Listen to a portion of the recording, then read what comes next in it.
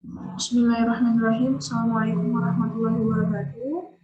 Alhamdulillahilladzi nahmaduhu wa nasta'inuhu wa nasta'inuhu wa nastaghfiruh wa na'udzu billahi min syururi anfusina wa min sayyiati a'malina may yahdihillahu fala mudilla lahu wa may yudlil fala hadiya lahu. Asyhadu an la ilaha illallah wa asyhadu anna Muhammadan abduhu wa rasuluhu la nabiyya ba'dah. Alhamdulillahirabbil alamin. Pada sore hari ini kita dapat berjumpa lagi di program Masjid Peradaban, yaitu Nasihat Maghribiyah bersama Ustadz Hendry Hafizahullah Ta'ala dengan tema kehidupan manusia antara mimpi dan tragedi. Betul, Ustadz? Ya. Waktu dan tempat kami persilahkan, Ustadz. Bismillahirrahmanirrahim. Alhamdulillahi Rabbil Alamin. Wassalatu wassalamu ala sayyidina wa maulana Muhammadin wa ala alihi wa ashabihi ajma'in. Allahumma inna nas'aluka imanan la yartaj wa na'iman la yanfad wa murafaqatan nabiyyika fi jannati khuldin. Allahumma inna nas'aluka ilman nafi'an wa rizqan tayyiban wa amalan mutaqabbala wa qalban khashi'a wa lisanan dzakira. Ayyuhal ikhwan wal akhwat, ahibbai fillahi jalla wa ala. Saudara-saudara yang dirahmati Allah Subhanahu wa taala, tema kita malam ini tentang kehidupan manusia antara mimpi dan tragedi. Allah Subhanahu wa taala berfirman tentang Nabi Yusuf. Dalam surat Yusuf Allah Ta'ala menerangkan kisah awal mula perjalanan Nabi Yusuf alaihi salatu wassalam.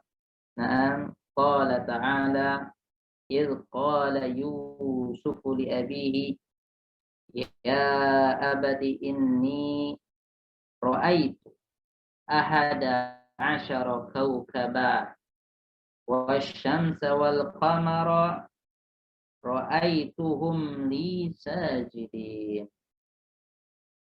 Il qala Yusuf li abi, ketika Yusuf berkata kepada ayahnya. Siapa ayahnya? Yaqub. Yaqub ibn Ishaq ibn Ibrahim. Nah, jadi Nabi Yusuf itu bapaknya Nabi, kakeknya Nabi.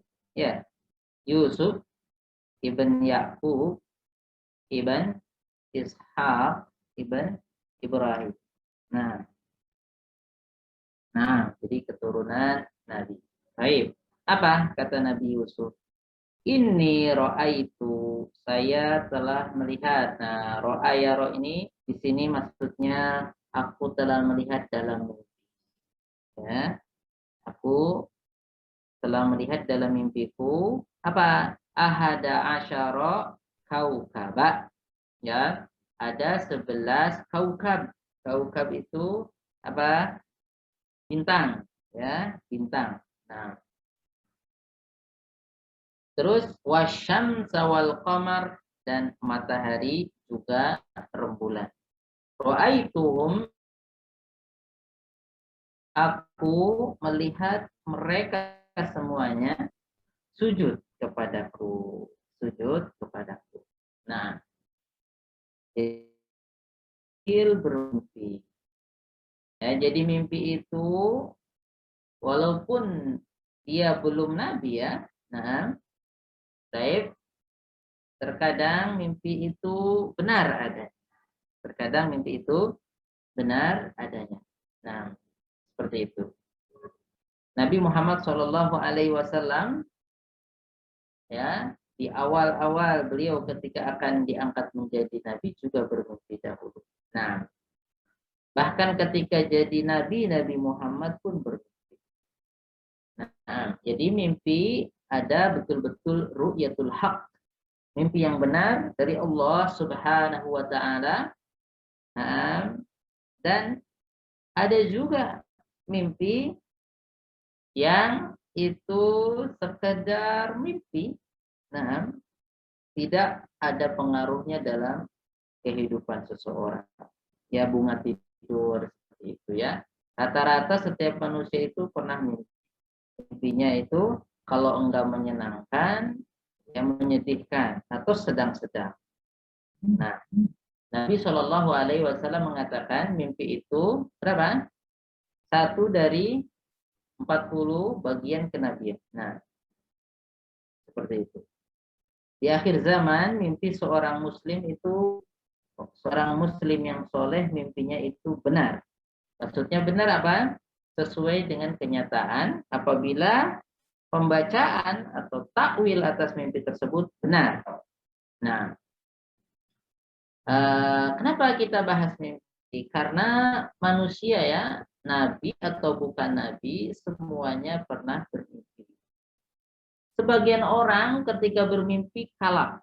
Ya, Firaun ketika bermimpi ada sosok generasi baru akan melengsarkannya. Sehingga apa? Firaun langsung menanyakannya kepada apa? Ahli takwil. Ya.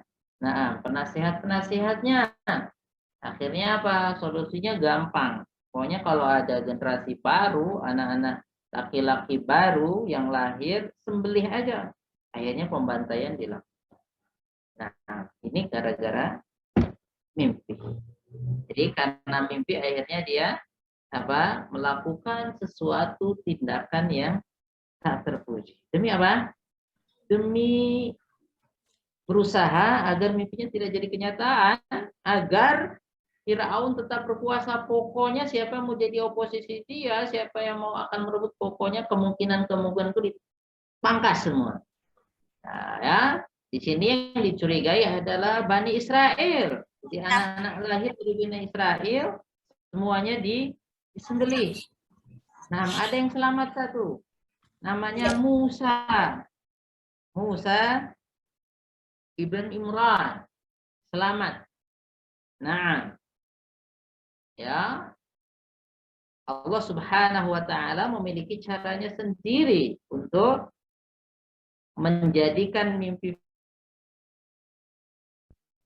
menjadi kenyataan, menjadikan mimpi Nabi Yusuf juga benar. Nah,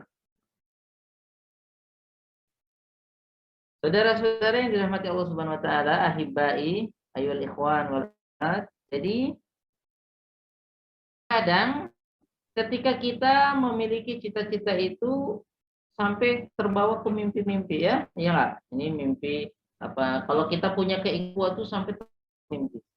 Nah,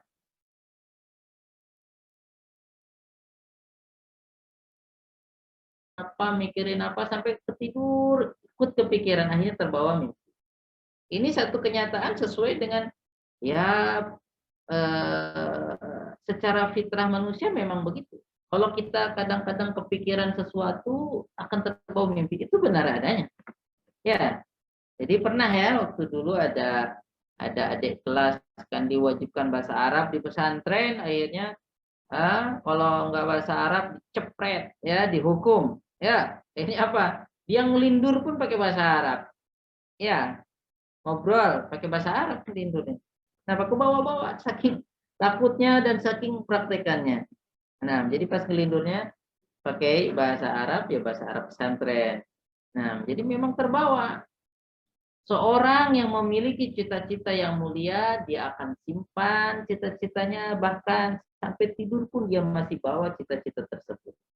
Nah, ya, Nabi Yusuf alaihi salatu wassalam termasuk nabi yang Allah Subhanahu wa taala lanjutkan keinginannya, ya, sehingga terbawa dalam mimpinya. Sebagaimana Nabi Muhammad alaihi salatu wassalam melihat kerusakan, ya, kerusakan yang ada di sekitarnya, akhlak bobrok, ya, sehingga Nabi Muhammad Shallallahu Alaihi Wasallam mencoba untuk memperbaiki, tapi dengan menyendiri terlebih dahulu.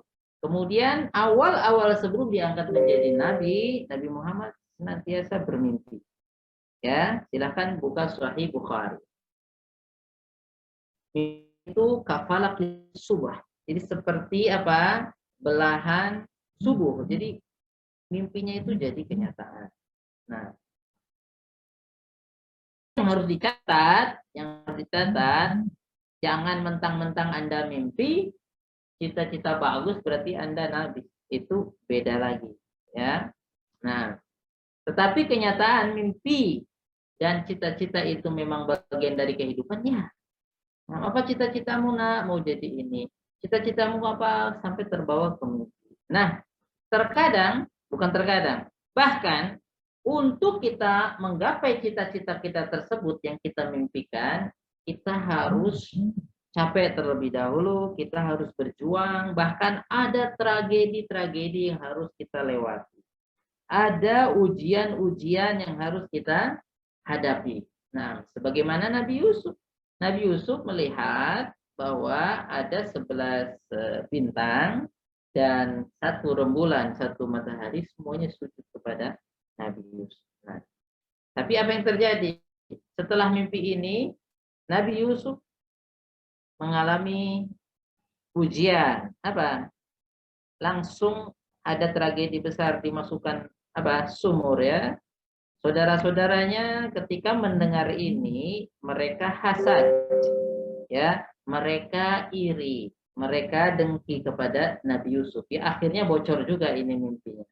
Ya, memang di sana ada orang-orang atau beberapa kelompok orang yang tidak suka dengan keadaan kita. Nah, dalam Islam di sana ada istilahnya syaitan, ya. Setan ini langsung menggoda atau pakai wakil, ya. Kita orang manusia juga dia bikin sehingga menjadi wakilnya syaitan untuk menghalang orang mencapai kebaikan. Nah, Nabi Muhammad alaihi salatu wasalam ketika ingin membuktikan cita-citanya, mengembalikan manusia kepada akhlak yang mulia, kemudian menjadikan manusia itu hanya takut kepada Allah Subhanahu wa taala, tidak takut lagi sama berhala-berhala, ya, tidak takut lagi kepada manusia, hanya takut kepada Allah Subhanahu wa taala, dihalang-halangi. Nabi Muhammad dihalang-halangi. Sebagaimana Nabi Yusuf yang menghalang-halangi Nabi Muhammad, ya kerabatnya juga, ya, dari Quraisy juga. Nah, dari Quraisy juga. Terkadang yang menghalangi cita-cita kita itu bisa jadi orang yang mengenal kita, ya, orang yang mengetahui cita-cita kita. Nah, atau orang yang tidak kenal sama sekali dengan kita, dan itu lebih gampang. Nah, yang pasti para nabi ketika bermimpi dia harus bersabar untuk membuktikan mencapai cita-citanya. Jadi Nabi Yusuf ingin menjadi raja. Nah, Nabi Yusuf alaihissalam ketika ingin mencapai cita-citanya, dia harus melewati berbagai macam tangga, ya. Jadi kesengsaraan bagaimana Nabi Yusuf masukkan ke dalam sumur. Nah, itu tragedi sumur, ya. Nah, ya, mungkin dulu bangsa Indonesia juga pernah mengalami itu, ya. Nah, jadi dimasukkan sumur, tapi alhamdulillah tidak terlalu kejam sebetulnya saudaranya, ya. Jadi enggak dimati, dimasukkan, ada yang enggak, ya. Ya, akhirnya ada yang lewat kafilah dagang. Nah, akhirnya apa? Diambillah Nabi Yusuf dari sumur, kemudian diparah, datangi sama saudara-saudaranya, itu saudara saya, itu saudara saya, kita jual aja, gak usah mahal-mahal, bawa aja dan kita nggak perlu. Akhirnya apa? Dibawa ke Mesir, jauh dari orang tua, jauh dari kerabat, ya istilahnya ini merantau, tapi merantau terpaksa, ya, ke Mesir, dipelihara di Mesir, dijual. Nah, kebetulan yang beli Raja Mesir. Nah, sepintas mungkin agak enak, ya, agak enak karena hidup di lingkungan istana. Ya, jadi anak angkatnya raja, ya. Tetapi ini juga tragedi. Tragedi itu ada tragedi yang kayaknya itu menakutkan, ya, dimasukkan ke dalam lubang, dimasukkan ke dalam sumur, ya, diintimidasi, itu tragedi. Itu kejadian yang membuat kita lemah, membuat kita hampir putus asa. Tapi ingat, di sana juga sebetulnya ada sesuatu yang itu kalau dipikir tragedi juga. Dan Allah abadikan. Terkadang manusia nggak bisa dengan tragedi yang satunya, Pak. Kayaknya sih enak, coba. Dalam kehidupan yang enak, ya. di lingkungan yang enak semua. Nah, ini ibu muda ya. Jadi ada ibu angkatnya sampai Allah abadikan bagaimana ibu angkatnya Nabi Yusuf ya tergoda kepada Nabi Yusuf setelah Nabi Yusuf tumbuh dewasa karena ganteng banget. Ya, bagaimana kisah Nabi Yusuf ya ketika sudah pada puncak masa mudanya, ibu tirinya pun masih muda, akhirnya apa ibu tirinya tergoda.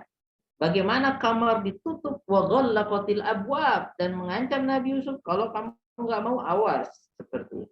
Ini bagi sebagian orang mungkin tahuan kesempatan dalam kesempitan, masih muda ya juga nggak ada yang tahu apalagi idenya asal usulnya dari sana bukan dari kita.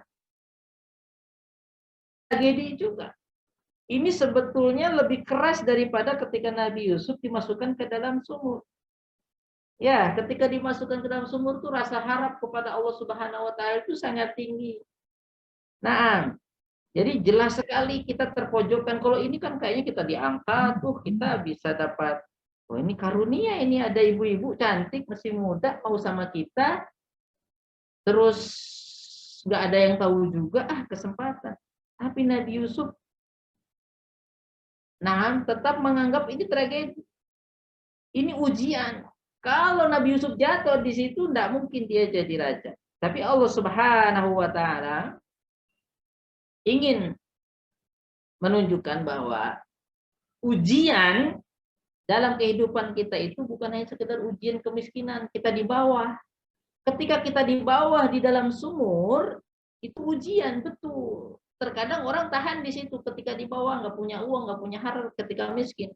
Ketika kita di atas di istana lingkungannya, ada ibu, ada dayang-dayang ya, lingkungan subhanallah ada ibu-ibu cantik, semua harta ada, pakaian mewah. Ini sebetulnya tragedi juga. Ini juga ujian. Nah, kesenangan hidup itu ujian. Makanya Rasul pernah berkata para sahabat, sesungguhnya saya lebih khawatir kalau kalian nanti menaklukkan dunia, kaya-kaya semua itu tetap saya khawatir. Kenapa? Kalian berlomba-lomba, nggak sadar itu ujian. Saling kata Nabi hari kiamat nanti Sungai Efrat akan menampakkan gunung emas. Semuanya akan berlomba-lomba rebutan gunung emas, kata Nabi SAW. Dari 100 orang, 99 orang tewas. Orang merasa saya yang akan mendapat. Terkadang demi kita mendapatkan kekayaan itu, demi kita ingin senang selamanya, ya kita akhirnya apa? Mengorbankan orang lain. Akhirnya apa? Kita melakukan perbuatan amoral sehingga sesungguhnya ya kita itu rendah. Nah, mimpi dia mau mencapai mimpinya, tetapi dia tertipu dengan mimpinya. Seperti itu. Nah, jadi yang mau kita sampaikan untuk diri kita sendiri dan ikhwani wa akhwati fillah, saudara-saudariku yang dirahmati Allah Subhanahu wa taala. Jadi, setiap kita punya mimpi, kita punya cita-cita, entah itu ke bawah tidur atau enggak, ya. Setiap nabi punya cita-cita, punya mimpi. Mimpi para nabi itu benar. Kalau mimpi selain nabi bisa benar, bisa salah. Nah, tapi mimpi orang yang beriman yang senantiasa kembali kepada Allah Subhanahu wa taala, insya Allah itu bagian dari kebenaran. Nah, jadi selama itu positif, selama itu masih di bawah payung kebaikan yang Allah Subhanahu wa taala perintahkan, silahkan buktikan mimpi itu, silahkan capai dan gapai mimpi tersebut. Cita-cita tersebut dibuat langkah-langkahnya. Tapi harus sadar, kalau kita ingin sesuatu yang tinggi, ya kita tahu kan peribahasanya makin tinggi pohon, makin keras angin, mengguncang. Begitu, ya. Makin keras angin mengguncang. Ya, makin tinggi cita-cita kita, maka di sana akan banyak kerikil-kerikil. Bahkan ujian. Jadi Rasul mengatakan ajruki ala qadri nasabiki. Capaian kamu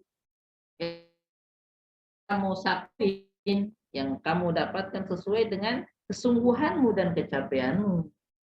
Nah, jadi kesungguhan. Jadi makin besar mimpi seseorang, makin banyak yang harus dia lakukan sehingga makin capek. Nah, dan kita diajari oleh Rasulullah Shallallahu Alaihi Wasallam apabila bermimpi dan bercita-cita, maka bercita-citalah setinggi-tingginya.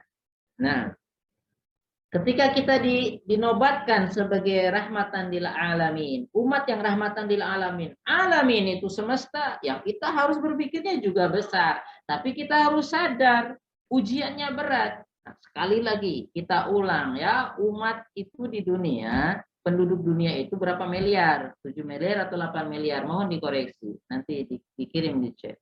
Umat Islam berapa miliar? Sisanya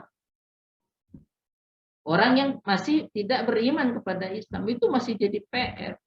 Bisa enggak ya yang sedikit ini tapi mewarnai? Nah, ya, menjadi pemimpin di segala bidang. Nah, itu kan cita-cita. Jadi kata Nabi Shallallahu Alaihi Wasallam, aku diperlihatkan global. Ya, kata Nabi Shallallahu Alaihi Wasallam, Zuyali al-ard faraitu masyariqaha wa magharibaha. Wa saya belughu mulku ummati ila mazuyali minha. Aku diperlihatkan bumi.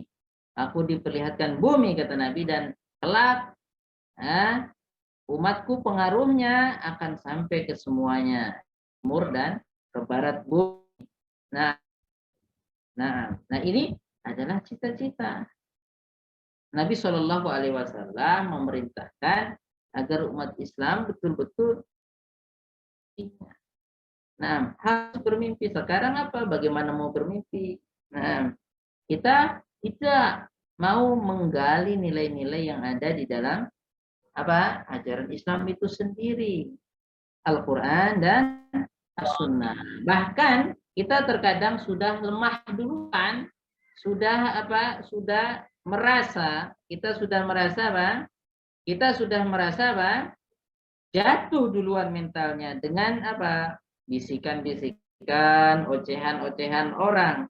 Nah, dibilang umat Islam itu pedalaman, ajaran Islam itu tidak membawa kemajuan.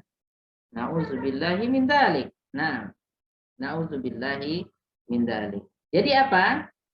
Jadi mentalnya apa? Mentalnya kecil sekali. Tapi ketika mendengar ada di sana ajaran atau teori dari barat atau dari pemikir yang bukan dari Islam, terlalu bangga sekali. Ya, bukan berarti kita nggak boleh mempelajari apa yang sudah mereka dapatkan, nggak apa-apa. Ya, selama tidak bertentangan dan bermanfaat untuk kebaikan, nggak apa-apa belajar dari manapun. Kita ambil hikmahnya, kita ambil baiknya. Tetapi semuanya tolak ukurnya adalah syariat Allah Subhanahu wa Ta'ala. Jangan sampai demi kemajuan dunia, demi mencapai cita-cita, akhirnya syariat Allah, ajaran Al-Quran dan As-Sunnah kita taruh nomor 10. Ya, nomor 1 itu kemanusiaan. Nomor 1 syariat. Syariat nggak akan bertentangan dan berbenturan dengan kemanusiaan, keadilan, kebersamaan, toleransi, sama sekali. Ikhwani wa akhwati fillah jalla wa ala, Nabi bermimpi akan menaklukkan kota Mekkah. Enggak langsung ditaklukkan. Sampai di sana dicegat, akhirnya negosiasi. Akhirnya balik lagi.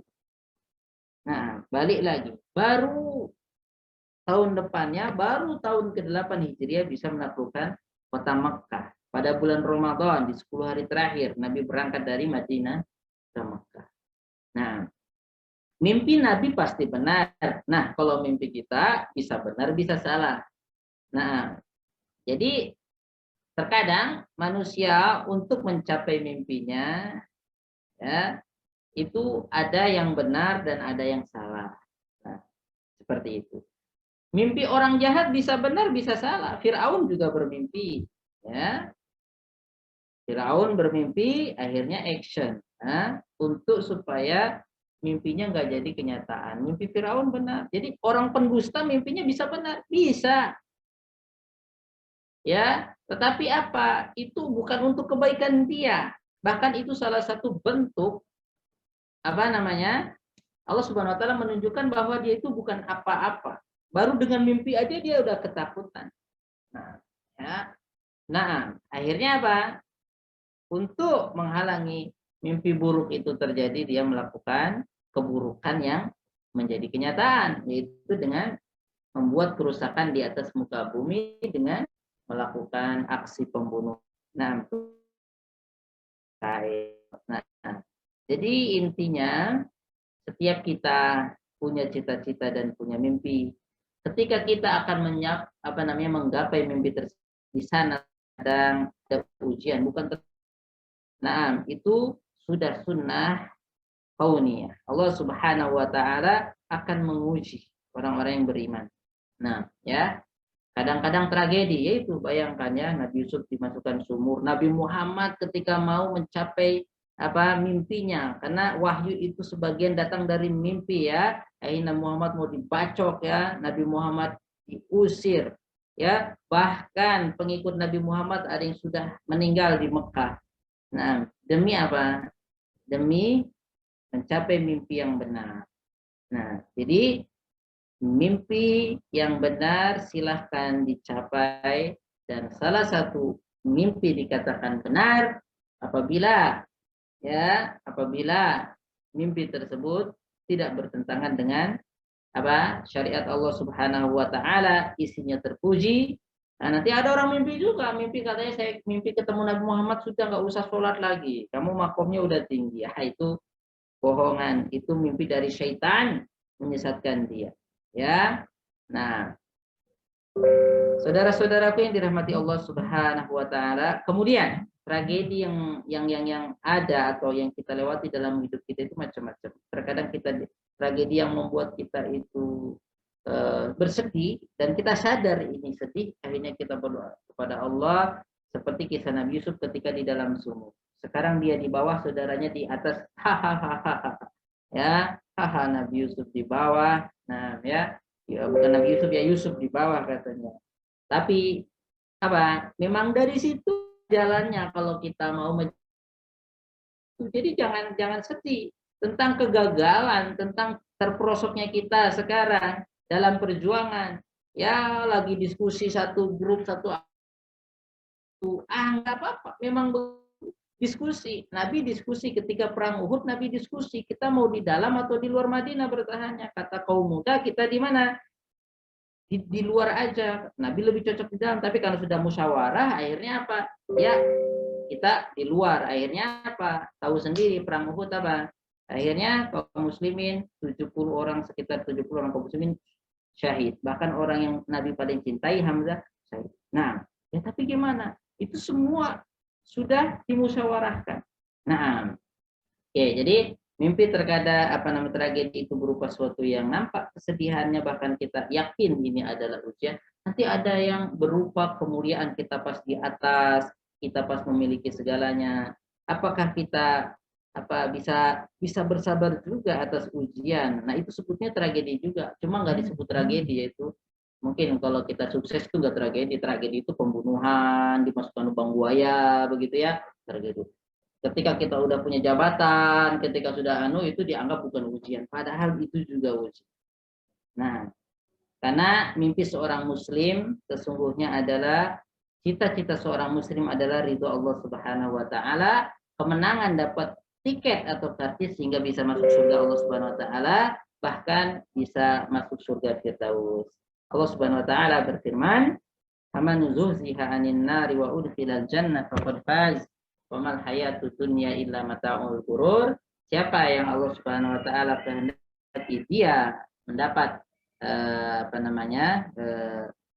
faman zuhziha 'anil nar, siapa yang dijauhkan oleh Allah dari neraka, wa udkhilal jannah faqad faz, dan dimasukkan surga Allah Subhanahu wa taala, maka dia telah menang. Wa mal hayatud dunya illa mata'ul ghurur. Tidaklah kehidupan di dunia itu kecuali kesenangan yang menipu. mimpi kita sampai alam akhirat, bagaimana kita bisa selamat. Nah, dan kita harus menghadapi ujian demi ujian. Nah, ketika kita sempit kita bersabar, ketika kita mendapat karunia Allah kita bersyukur. Nah, barakallahu fikum. Akhiru da'wana anilhamdulillahi rabbil alamin. Masya Allah, tabarakallah. Jazakumullah khairan Ustaz. Faedah yang sangat bermanfaat di kalimat terakhir. Apabila diberikan kenikmatan maka kita bersyukur, apabila diberi ujian maka kita bersabar. Insya Allah semoga pada sore hari ini bermanfaat dan semoga segala amal kebaikan dihitung sebagai pahala akhirat. Kemudian anak kirim share lagi.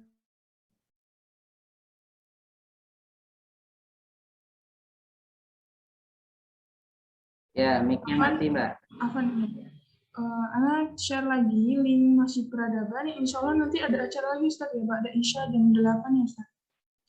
Ya, itu silahkan. peserta daurah. Ya. Gitu. Barakallahu fiik, kita tutup dengan kafaratul majelis.